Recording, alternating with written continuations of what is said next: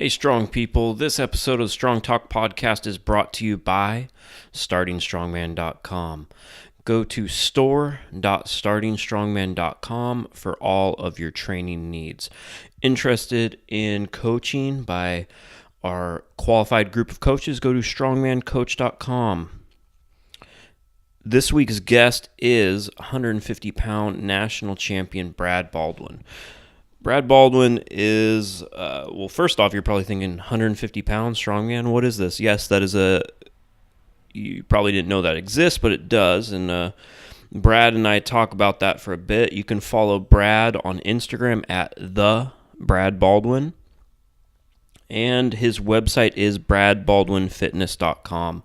If you listen to last week's interview with Richie Stout, he's Richie's coach, and you see that he's writing his programming for him for this upcoming Arnold and did for the last Nationals in Arnold that Richie won, so he knows what he's doing. You can also contact Brad for online coaching and program design at bradbaldwinfitness@gmail.com. Really appreciate everyone listening. This weekend, I went to Texas for the Bill Kazmaier Classic, and it was pretty cool. It was always good to see my good friend Brian Barrett down there in Texas.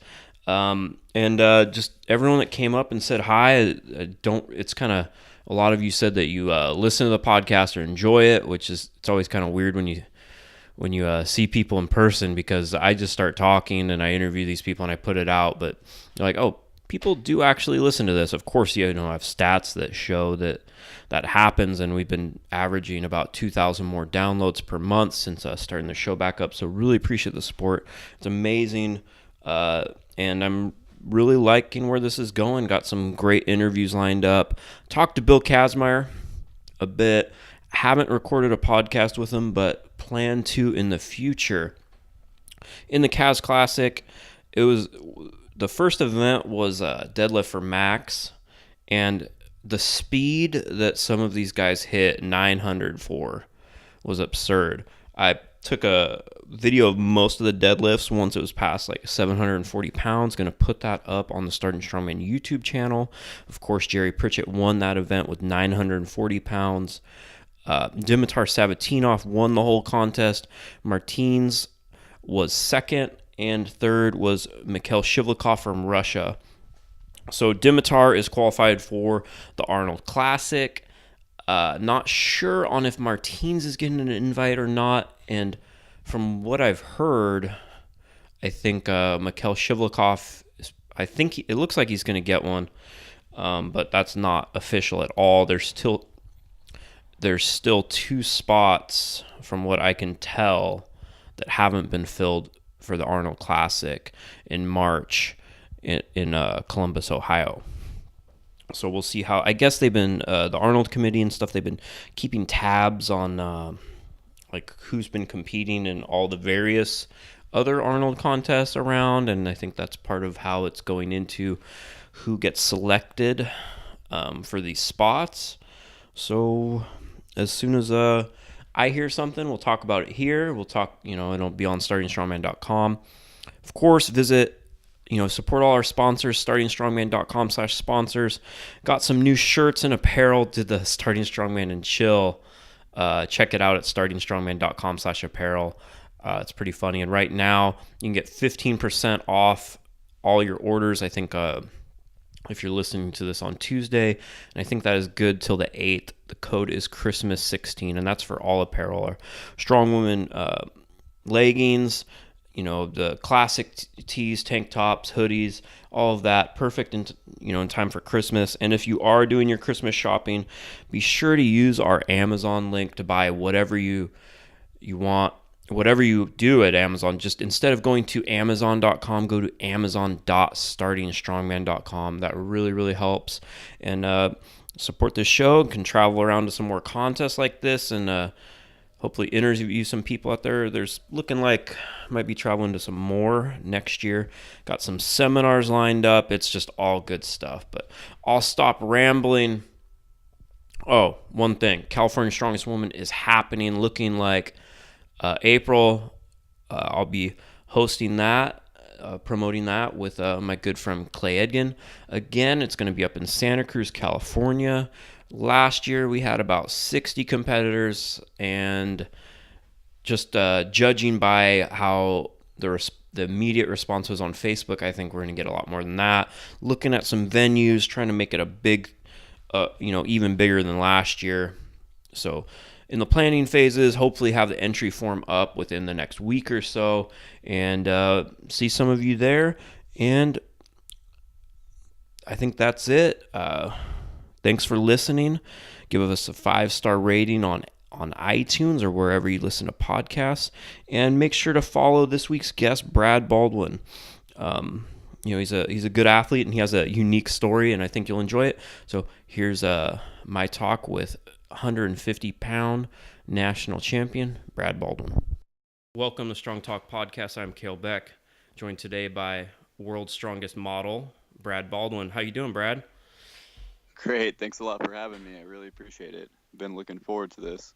Yeah, for a while. It's funny because like over 2 years ago, when I was still doing the other podcast, you're on the list of like guests we wanted to have coming up, and then I was just ended up not doing that anymore. So finally here we are, and you've added to your competitive history and accomplishments since. So it's even more noteworthy to have you on. You're not just pretty anymore. You've won some titles.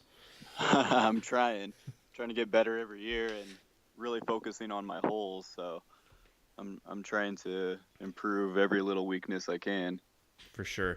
So to give a little bit of background, you compete in at national level, like the 150-pound class, which is the subdivision of lightweight, which I don't think is probably at this point the least represented class, but it seems to be growing. You want to talk a little bit about that and remember when it came out? It basically seems to be the 175 class as it was 6 years ago in 2010. Sure. I think we competed together at nationals in 2010 in the 175 class, and it was the same thing. It was still new. There were only 7 guys or 4 to 9 7 guys that showed up, and sure. Nobody really thought it was anything, but I can tell it's going to grow, so I'm really excited for that.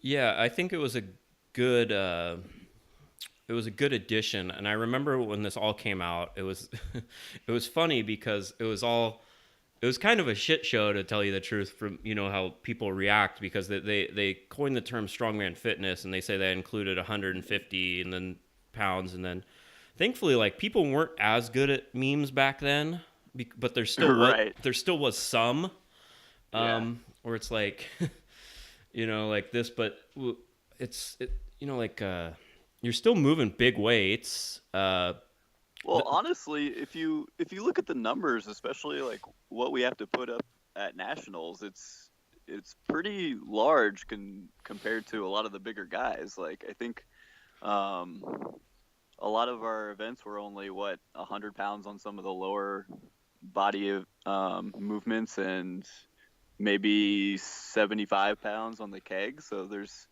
it's pretty impressive to see what the little guys are moving, actually. For sure.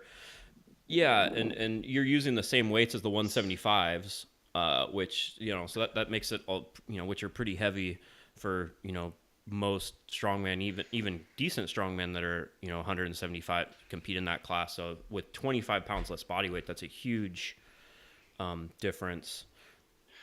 Yeah, I noticed that cut kind of killed me this year. So yeah,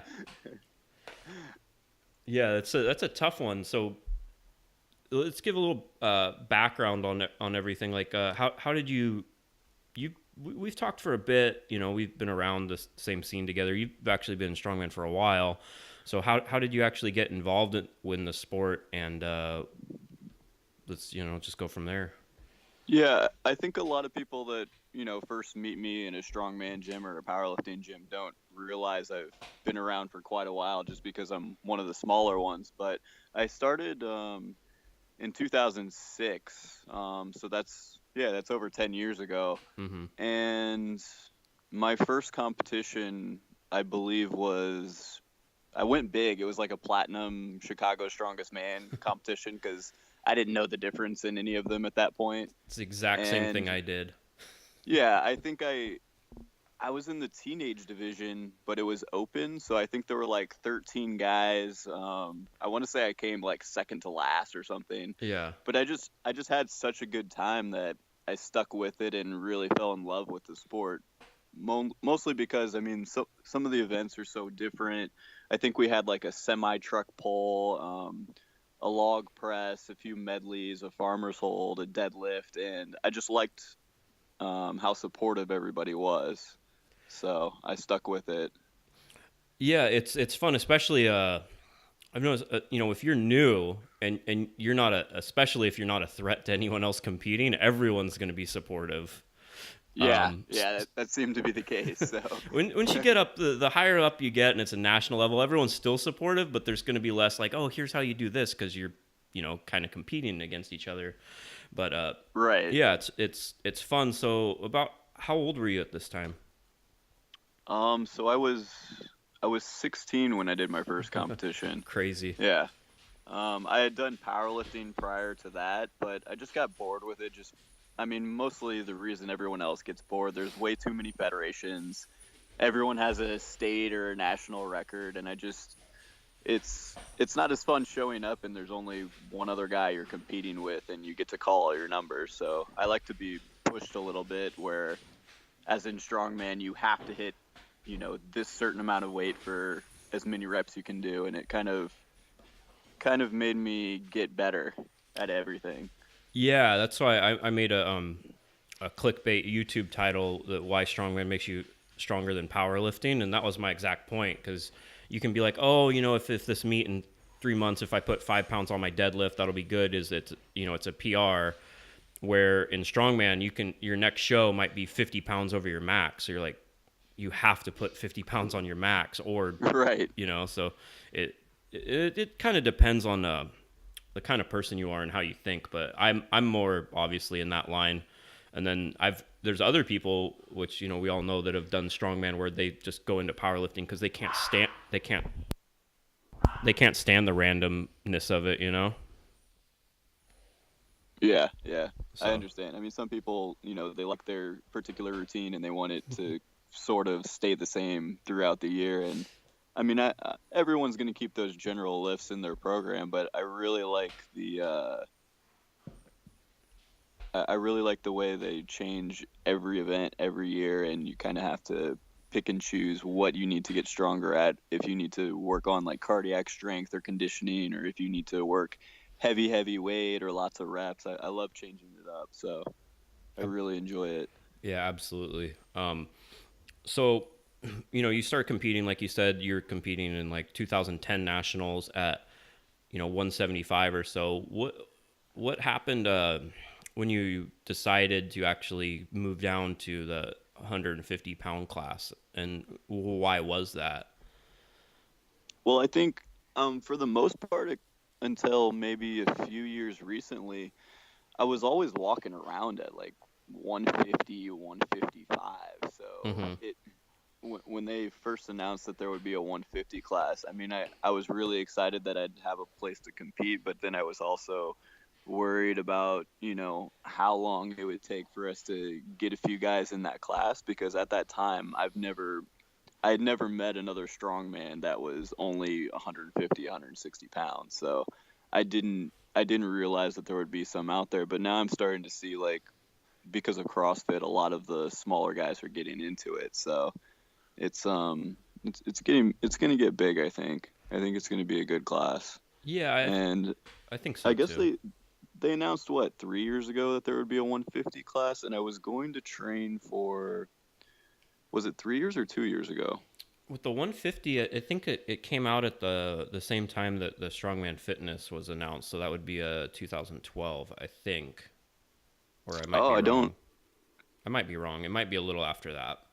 I think it was 3 years ago. Yeah. But actually, I couldn't.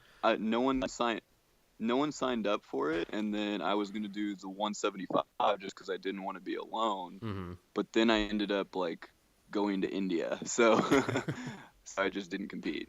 But then it was 2 years ago, well, last year, that I finally did the 150 class, and then this year.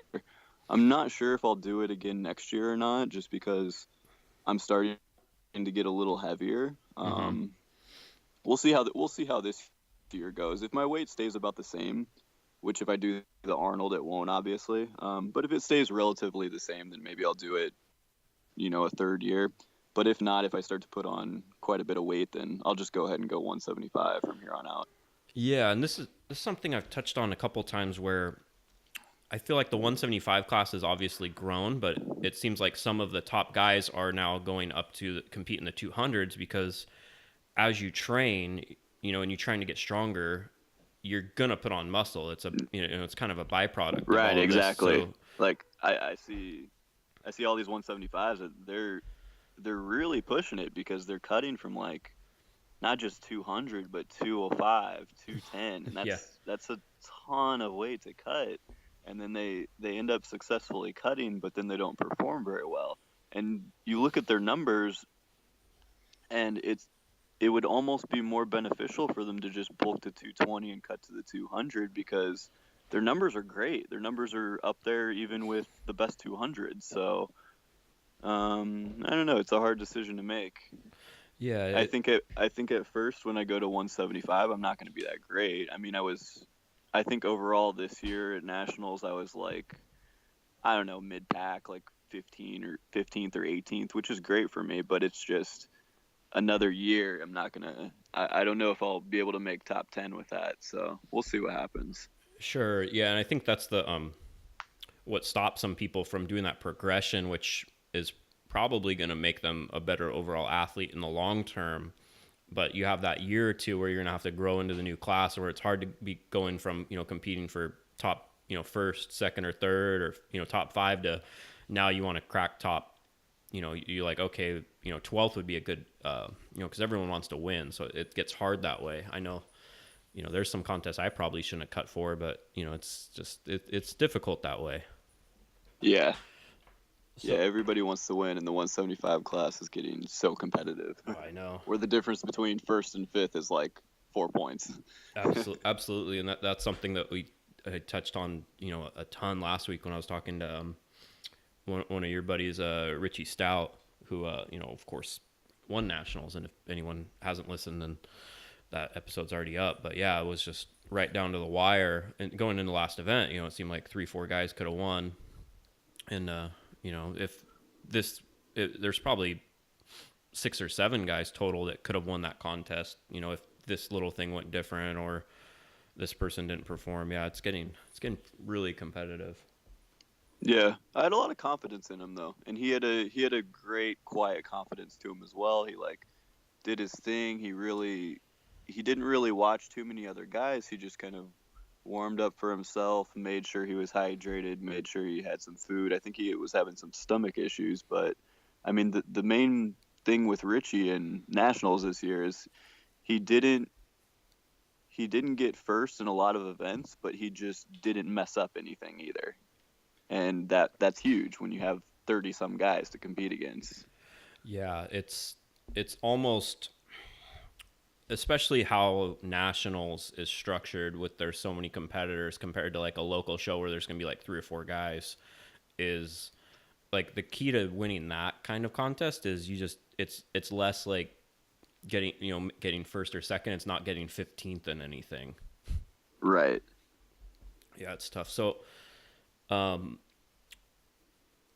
want to talk about like obviously like I remember when you started posting like these professional photos on Facebook, and then you're like, and I've known you for a couple years before that, and I was like, oh, so Brad's a male model now, like like is this real? Is he trolling? And then obviously it's real now, but how did like I think you're living in Tennessee or something at the time, and then Yeah, you moved. I was in St. Louis for Same school. thing. No. Right, basically the same No, thing. it's a little, yeah, but how did this all happen? Was this always a goal of yours, or just something that came about? I don't know if it was really a goal of mine per se, but I got approached by like this scout in St. Louis actually, who actually there are a few scouts and a few agencies in St. Louis that actually will kind of make a port for you, or like take a few digitals, which just means, pictures with an iPhone per se, just to send to agencies and see if they like you. And I got approached. I want to say it was in 2010 actually, by a scout, and she took some pictures of me. I didn't really hear much from her. She gave me her business card, and I didn't hear anything. But I also forgot about it too, so I wasn't really eager to do this. I want to say it was like 5 or 6 months later.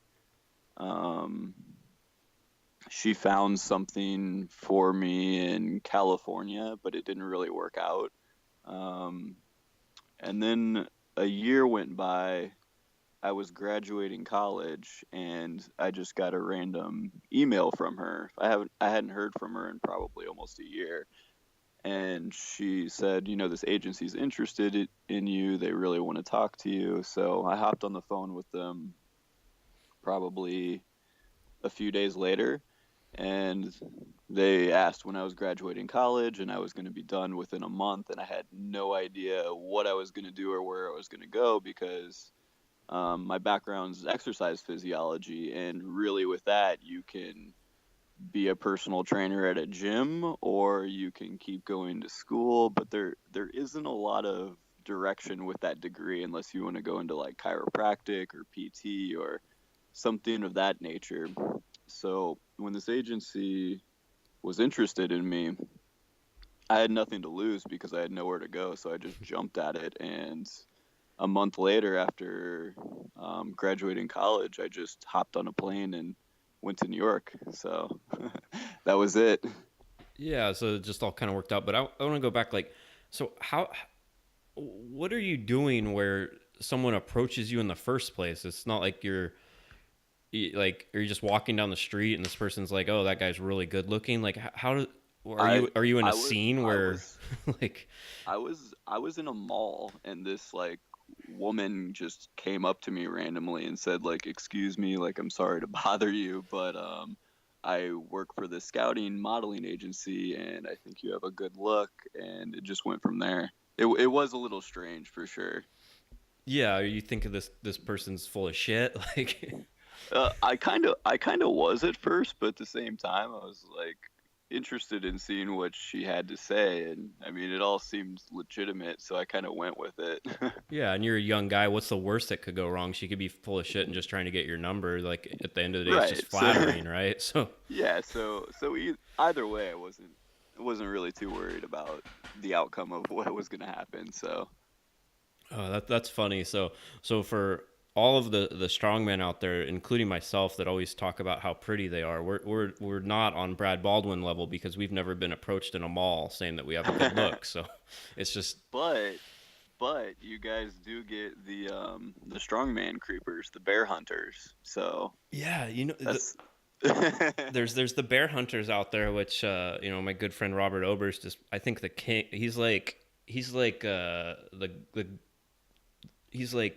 bear's dream. I think he gets more than anyone. And he talks about it. So, but yeah, and I used to, like, when I was lifting and competing in like the 231 or 200 class and a little chubbier, than when I cut to 175, I used to get more of those, and I got lean and they got disinterested.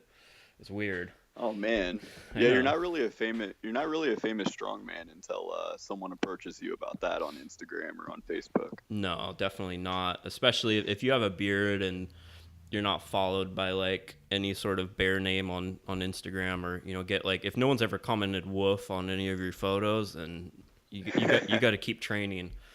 So Yeah, so I mean, when I get old, maybe I'll have something to look forward to if I decide to gain some weight, maybe 80 or 100 pounds. yeah, you got to gain about 80 to 100 pounds, a lot of facial and body hair. You got to cut down on the chiseled jaw and all that stuff. It's a weird thing where with the bear stuff, but I always say fans are fans. That's my approach to all of it. Yeah, exactly. So So you're so what kind of how was that transition? Was it like completely different moving from St. Louis to New York and going into Oh this? yeah, because I'm from a small town like you are, so Hmm. it was a huge culture shock. And to be honest, I hated it at first. The first 6 months were really rough. They don't really tell you what it's going to be like, and they also don't tell you that your first 3 to 9 months, it's really hard to make money because you don't have a portfolio and you don't have an experience. And people, I mean, it's kind of different for the girls, but for the men, um, most of the clients don't want people that are new and don't want people that don't have experience. They want guys that they can really rely on and they can just like get the shoot done over with like as soon as possible and as efficient as possible. So the first 6 months were pretty tough. Yeah, I imagine that's interesting. Where so more so on like the female side of it, they're like the fresh faces and discovering someone's probably valued more. Where on the male side, you just kind of need a body is going to be there, do the thing. You're not gonna is you already have a relationship. It's easy to work with. There's not like as much of a thing on getting Right. this new face. That's Yeah, interesting. this is the one industry where the females make a lot more than the males do. So it's not as lucrative for the males, and it takes quite a bit of work to make a decent living with it. So how did it work? Like you're in New York, yeah, it's a big transition. I'm sure, coming from a small town, even St. Louis is a big transition from that. And then you're not making any money. What made you want to keep doing it? Um, I'm not even sure. I guess honestly, probably just because I'm stubborn. So, I mean, I hated it the first 6 months. I kind of wanted to quit and go back to Illinois, but it enough kept happening, just enough progress to like keep me there and just a little more income every month. And then after I was there, probably 10 months or a year, I was really happy. Like I started to get good shoots. I started to get good clients. I started to travel a little bit, and the traveling is what I really fell in love with. Just like kind of because I had never been anywhere before, like outside of the country, and so I got to go to a bunch of different countries, China, India, a few others, and I really loved that. But then I just started not liking the industry and just not getting bored with shoots. So probably maybe 10, 11 months ago, 12 months ago, I think I got a text from Pat Davidson, who used to compete in strongman quite a bit, Yep. and he was the director of methodology at a big time gym here in New York. And he asked me, if I wanted to make a transition, I could come and be a trainer at this place. And so went through the onboarding process. Started to kind of, I still have agencies even now, but I started to kind of get out of it a little bit so that I could start a training career at the place that Pat's working at.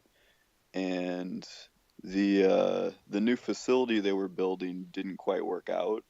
Um, they lost a main investor, so it was kind of hard for a lot of guys, but it was actually great for me because I had nothing as far as personal training to begin with. So I kind of started my own thing. I started renting at a few different fitness studios, and now I'm mostly, a full-time trainer and just really love the business. So, Well, yeah, you get to see the immediate value more so in what you do than people taking pictures of you. You're helping yeah, I someone with mean, their health and their life, and right. I mean, modeling was fun, but there's obviously just no substance to it.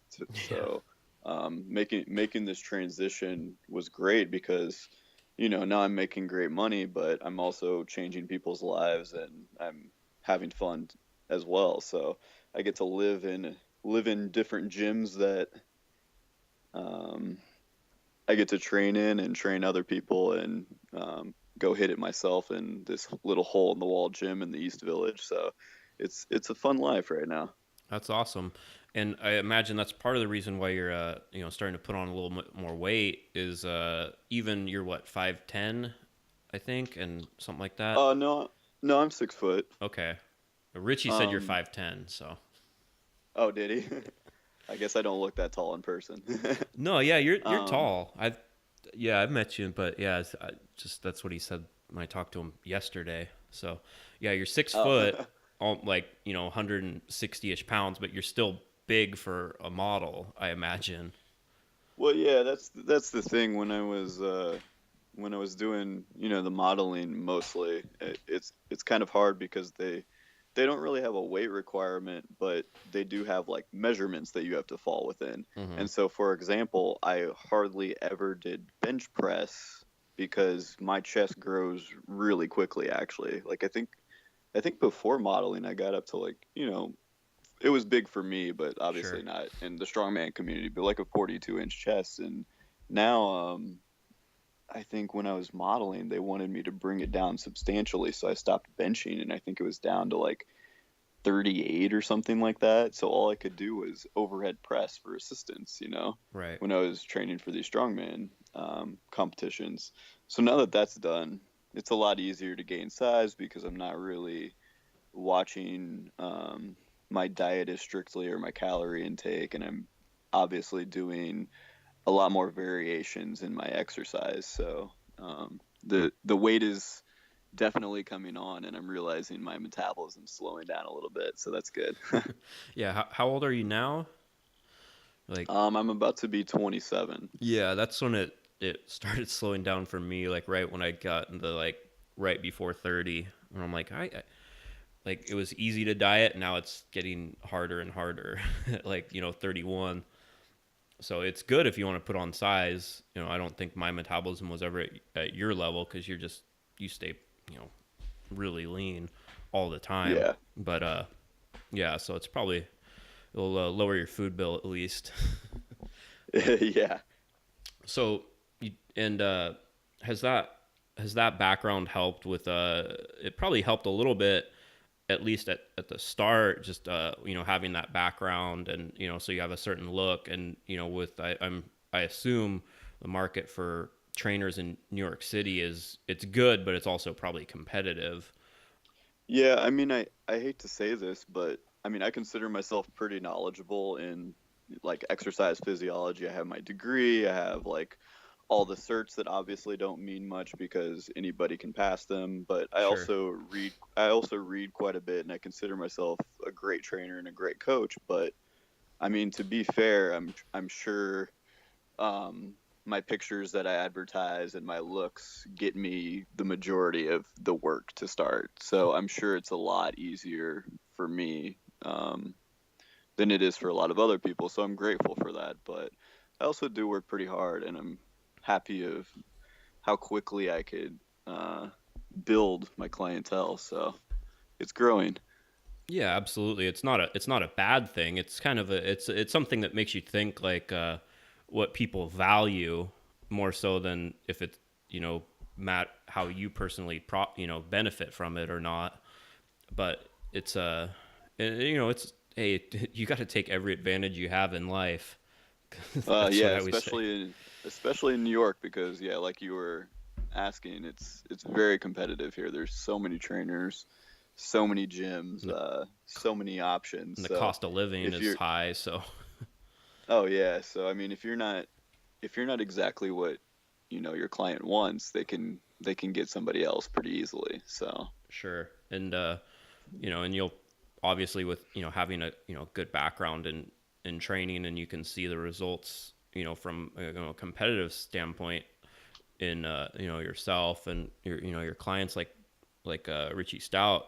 You can see it, so that's gonna keep everyone there. But why someone gets in the door, you get people in the door however you want. That's what I've always thought. It's just right. yeah, it's just interesting. So Let's talk a little bit about how you approach strongman training, not just for yourself, but your clients. You obviously do online programming, if anyone listening is interested.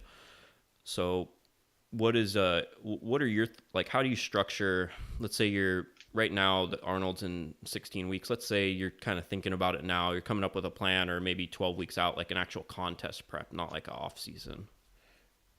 Right. So I mean, it's funny you brought up like 12 weeks as a contest prep because I've noticed a lot of guys have already started at 16 weeks, like doing the events that they think how they're going to be structured, and I'm not sure if that's the best way to go. Sure. I mean, we've talked about this before. Yeah, we're Like, 52 weeks out. right, right. With that video I posted on starting strongman and me doing an axle. But so what I'm thinking, what's going to happen for both myself and Richie, which I'm not even sure, to be honest, if I'll do the Arnold or not. I Mm-hmm. actually have my sights set on like the Arnold Brazil or the Arnold South Africa. Like I kind of want to travel a little bit and have some Okay. fun with it. I mean, I might jump in, I might not. I'm gonna train hard, and I just want to see. I really want to get a 600 deadlift soon, so I'm focusing on that. And I also want to get my axle and my log up. So if it works out, it works out.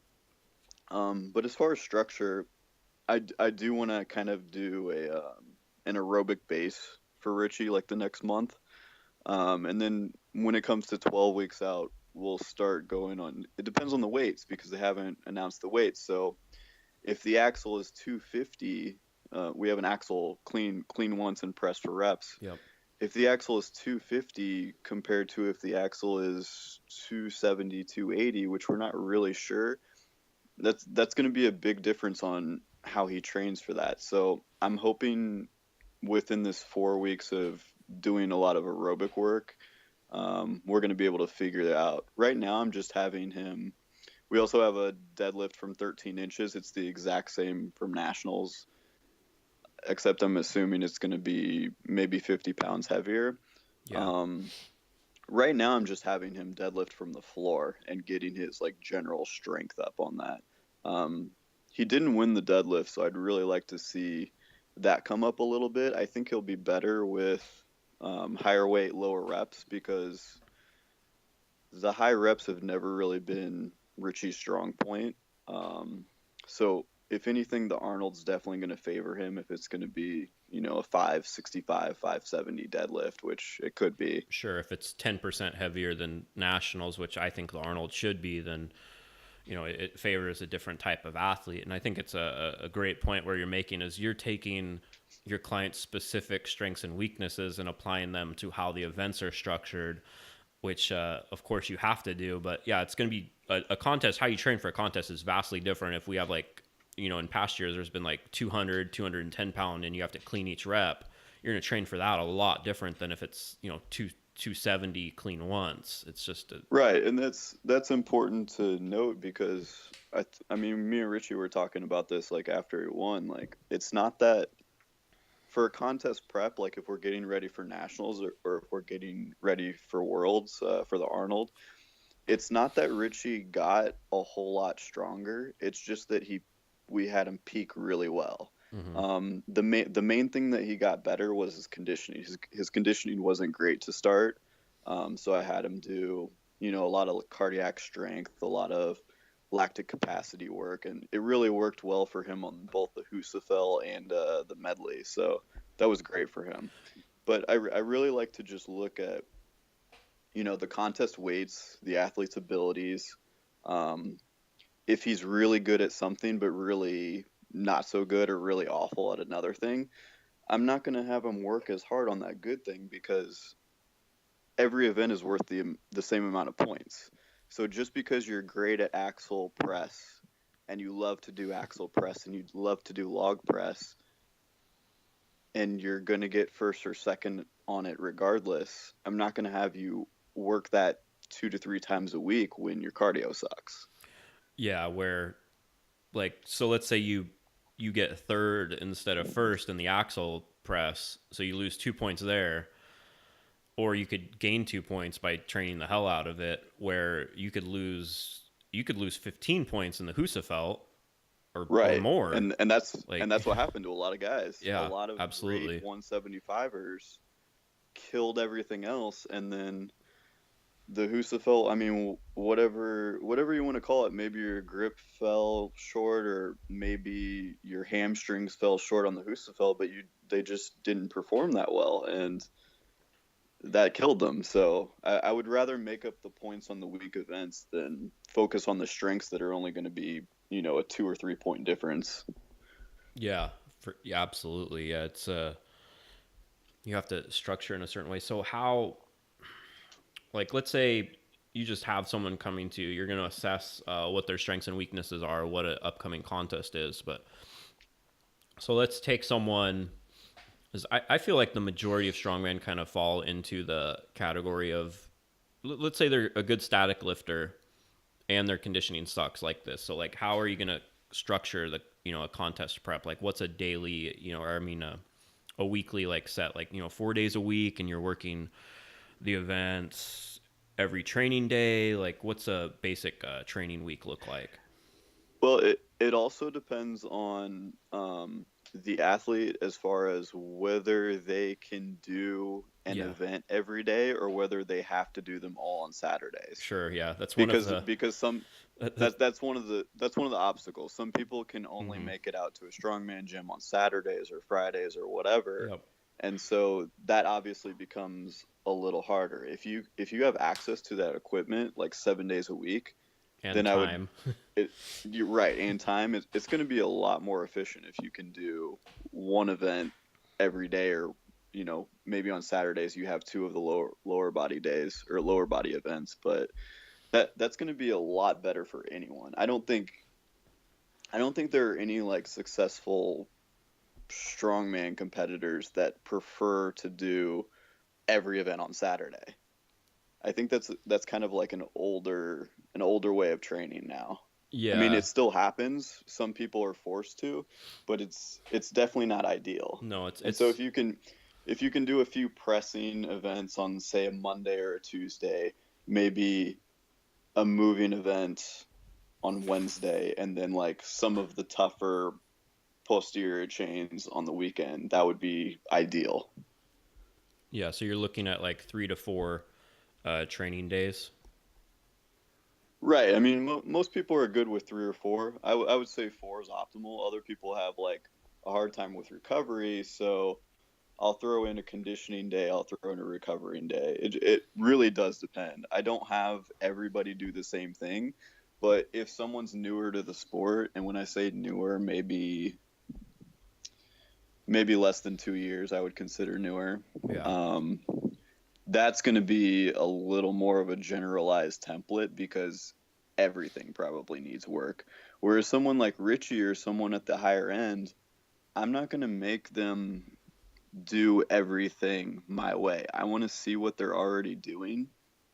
I want to keep because Richie's already an amazing athlete, obviously. Um, I want to see what he's doing. I want to see which day he's doing what event, and then I just want to improve that. I don't want to if he's normally deadlifting on a Saturday, I'm not going to move it to Tuesday because that's what he's comfortable with it. That's depending on his job and his stressors. Like that's his strongest day to do it, and he's been doing that for 2 or 3 years. So I'm not going to change that. I'm going to work around that, and I'm going to change. I'm going to change the way he does medleys. I'm going to change the days he does conditioning and so forth. Yeah, and if he's gotten that far with that already, you just kind of need to fine tune everything. And it's almost why, if you're an athlete at that level, it helps to have someone do your own training, even if you are a trainer yourself, is that it's just another set of eyes. And it almost falls into like the same thing a training partner does, does. So let's take when I'm training with Robert Oberst or something a lot. Like, I don't per se do his programming, but we're going to sit there and talk, and he's like, "Oh, I'm doing this on this day. What do you think I should add here?" And we're just tweaking things a little bit, like as a friendship. But it's the same, it's the same kind of things where you go try to add this in, let's move this, focus more on that. You're just kind of Yeah, I mean, you're helping them, when just fine tuning it and giving another set of eyes, really, and more objective than yourself.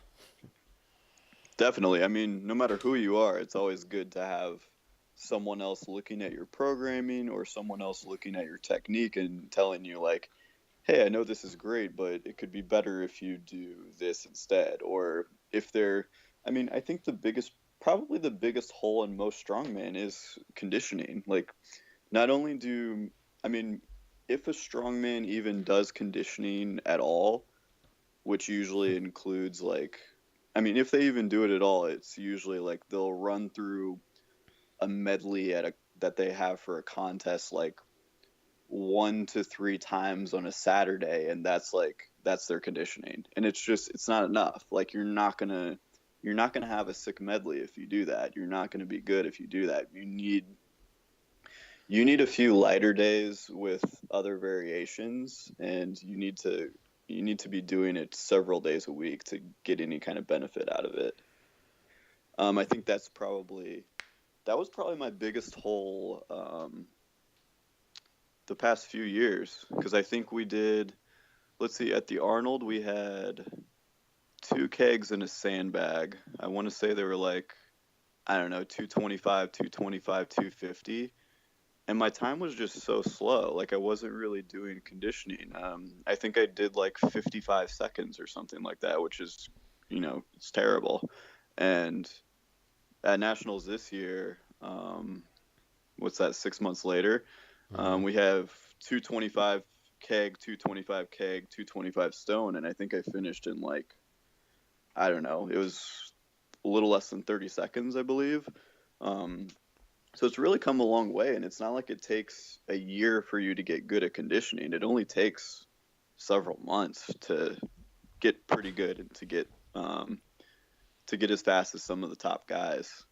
Yeah, and I think you make a great point when you say that everyone's not really trained to conditioning because once you get to that high level where you're like vying for be one of the top guys at nationals or something, is that you've spent so much time just trying to be strong enough to do the stuff at all that you kind of have to prioritize the strength training and then what separates you, who's faster, who's more conditioned, and you get stuck in that hole of I need to get stronger, I need to get stronger, and at some point it kind of changes where now you just need to be more athletic and more efficient, and it's a very different way of training.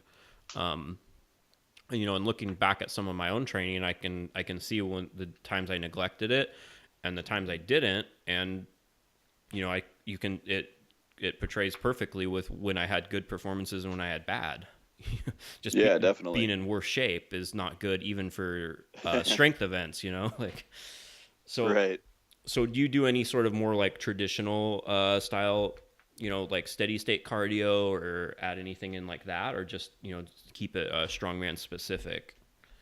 I don't think steady state cardio really has a place in strongman unless it's like, you're overweight and you really need to come down in weight. Mm-hmm. Um, but I like any other form. I like sprint intervals. The concept too, rower is great. Even weighted step ups with a weighted vest are great.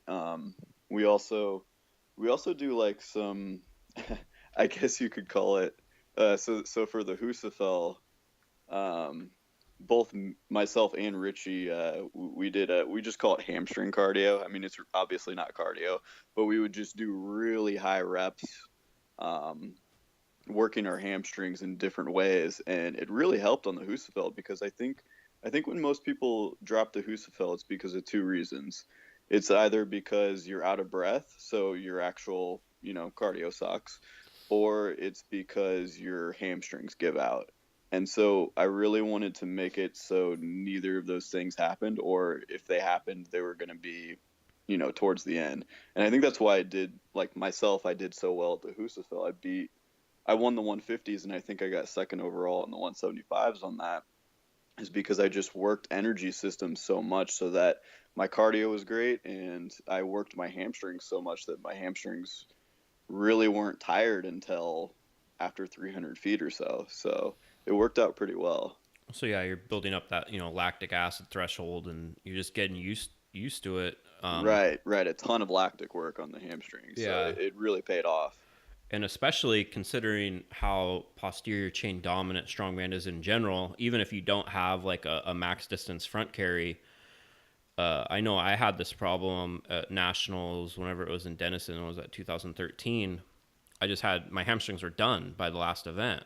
2 days, and I just couldn't do something I could normally easily do. So there wasn't any like long distance carrier in there or anything, but everything accumulated, and I didn't have the stamina to like once. And then it's like, how strong are you once you're like a major muscle group quits working? You're not very strong at Right, all. So right.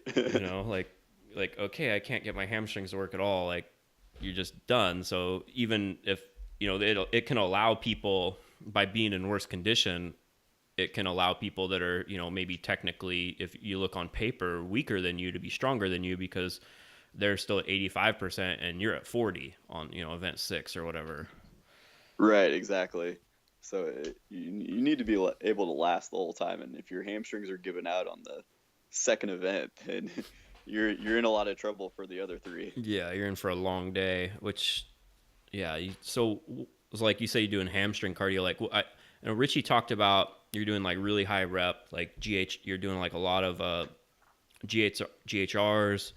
Oh yeah, like some days we would do like, I think I had them do up to like 180 GHRs in a workout, and this is after a workout, Yeah, so not not like in the middle or as the meat of it, but like that's as an horrible. assistance exercise. And for myself, I wanted to make it even more challenging for myself because I don't weigh anything. Like I walk around at 165. I don't weigh anything. So I needed to make it even harder to be able to keep up with something like a 300-pound Husafel. So I would do something where I would do intervals. I would go 30 seconds as fast as I can with a 30-second break, and I would go for 6 minutes. Mm-hmm. So I ended up doing like, I don't know, probably 175 to 200 GHRs in 6 minutes. And it's just, at first it was horrible, but by the end of the cycle, I felt really good. I'm probably going to start using a lot of weight with them just to increase the deadlift. Put a barbell on my back, put some weight, and see how that goes from there for the next probably 4 to 6 weeks for myself. We also did, a lot of RDLs, a lot of like hamstring curls, all the basics. Yeah, just the basic stuff. And he said that you guys would do just holds with the Husafel, which, or tombstone, whatever it is, just static holds. I like that idea a lot. I've done similar a couple times. It's just not fun at all. Oh, it's terrible. And for myself, well, I mean, everybody should have done this for the Husafel for this year because normally I hold the Husafel in the crook of my arms, but as you probably saw from the pictures, you couldn't do that with this No, the Husafel thing was because taller than a lot of the athletes. right, and I mean, there's no angle. It doesn't angle out like a regular Husafel does, so it can't fit in the crook of your arm. So you have to grab at least one side low with your hand, and so that's just a lot of weight in one hand, and it's almost like you're climbing a rock wall. So I ended up taking the side of I would take 120-pound dumbbell because that's as heavy as my gym had, and I would set it on like a preacher curl bench, and I would set it, so that it's vertical, and then just hold on with that one hand like it's the side of a Husafel. I would take it off the bench and I would just hold it for time. And I would Mm. try to get a little bit better at that a few times a week. And that way my grip wouldn't slip, at the actual contest. Interesting. So yeah, and it's you're not just holding that side of the Husfeld in your hand. You're holding it in an open palm in your fingertips. It's like it's not a solid grip position, compared to like you have Right. like a nice crushing grip like on a farmer's handle or something. Yeah. Yeah, So I mean, yeah, your hand's just wide open, and it's a lot of forearm too. So I would try to yeah. like really gooseneck it. I would try to like flex my hand forward and just really try to hold it almost on my wrist at first. And then as it would slip, it would actually be in my hand, and I could use the strength of my hand instead. Interesting. Yeah, no, that's smart. Yeah, and that just shows in you're obviously, like you said, you walk around 160, 165 pounds and you cut to 150 and you still got second in the class. So, being that technical and having the conditioning allowed you to beat, a lot of people that, might have 100 pounds on your deadlift or whatever. Right, It right. just shows you have to be, and it's why I like that if they're throwing more of those style of events in there, because it really separates everything. I think it's a fun event for everyone, and like it's you can't stop, or you can give up. I've had Yeah. Husafeld performances where I'm just like, nah, I'm just giving up, and then you do horribly. But I think it's a good test to have that athlete have to have that thought go through their head, because I think anyone who's ever done a really heavy front carry for distance, you have the thoughts, like, I could just stop. That's gonna come into your head, at least in training. Yeah. So Well, my whole thing mentally was just to I think a lot of guys get psyched up, even for the Husafell. yeah, And my problem on day one was that I was getting too psyched up on everything, and I was taking like tons of pre-workout, and it was just way too much. So on the Husafell, my strategy was to just like really calmly pick it up, go like 100 feet with it, and then once it started to feel heavy, like scare myself into knowing that like I have to get a big distance. And so I didn't really like wake up until like 100 or 150 feet in, and that's when I was like psyched up to start going fast, and I think that worked out well. yeah. There's a variety of different tests in strongman, and so you should have different mental approaches to every event, and you definitely don't want to get your like blood pressure sky high before you t- try to carry something 300 feet, where if it's a max deadlift it's going to be beneficial, but it seems like people just Yeah, I'm still learning myself on some of those. Like on the dumbbell, I mean, in training, I was just crushing the dumbbell. I should have gotten like 8 or 9 reps because I think I was doing sets of 20 seconds, and I was getting like 5 reps in 20 seconds. But when it came time for contest day, I was on like so much pre-workout that I was like shaking as I was cleaning it. And the timing just wasn't right. And I ended up like strict pressing half of them. And I'm a terrible strict presser. So I ran out of energy. yeah, plus it was the first event, and you said you had a pretty big cut. I find, especially with pressing, it's really hard after a cut. So I'm and I've had that same where I'm kind of shaking. I'm sure that had something to do with Yeah, it as yeah, well. maybe that had something to do with it as well. You're probably right. Yeah, I'm like, I remember I competed up in like Washington, and it was like after like the second event, and I got done and I was shaking, and Zach McCarley came up to me and he's like, dude, go pound some Pedialyte, like you're not recovered from Yeah. cutting 15 pounds. so I did, and started, and then you start to perform better and better. But man, yeah, we're coming up on the hour. Really appreciate you coming on. If anything else you want to add, we can keep talking about it, and if not, just let everyone know where to follow you, and if they're interested in some training, either if they happen to live in New York City, or doing remote coaching, online programming, etc., how they can get a hold of you. Awesome. Yeah. I mean, if anyone has any questions or they want to contact me, my email is bradbaldwinfitness@gmail.com. And by the time this airs, I believe my website will be up too, which is bradbaldwinfitness.com. I'm also on Instagram as the Brad Baldwin, so follow me there. Yeah, and or you can just creep as modeling pictures. That's always good. You don't have Yeah, to. I'm on Facebook as well. Yeah, you don't have to hit them up for programming. You just be like, I want to. What does a male model that does strongman look like? Yeah, I'm hoping this gets me some bear. I guess it would be otter followers, right? Yeah, I think we definitely have a lot of bear runoff from Obi being on the show a lot, and doing it. So I think they're still around. I don't know if you're quite their cup of tea, But Yeah, probably not. but they can let you know. They can say you're the ugliest man they've ever seen, or they appreciate it. Like, That's all right. I'll leave it to Obi. yeah, you can have it. You got your own set of fans, and good luck in your future training, and appreciate you coming on and listening to Strong Talk, or or Definitely. doing the interview. I appreciate everyone else listening. Definitely. Thanks so much for having me. Thanks, man. Appreciate it. Yep. Have a good day. Cool. Thanks, Brad. Yeah.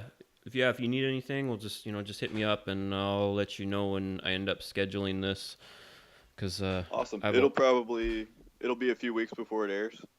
Yeah, because I've been doing like 2 or 3 a week, just because I know I'll end up Yeah, getting no. busy. You know what I mean? No, if it happens to be longer, it's better because I think my website will be done in like a week or two. So Oh that'll be yeah, cool. perfect. Yeah, I think it'll probably be up in like 3 weeks, 4 weeks. Awesome.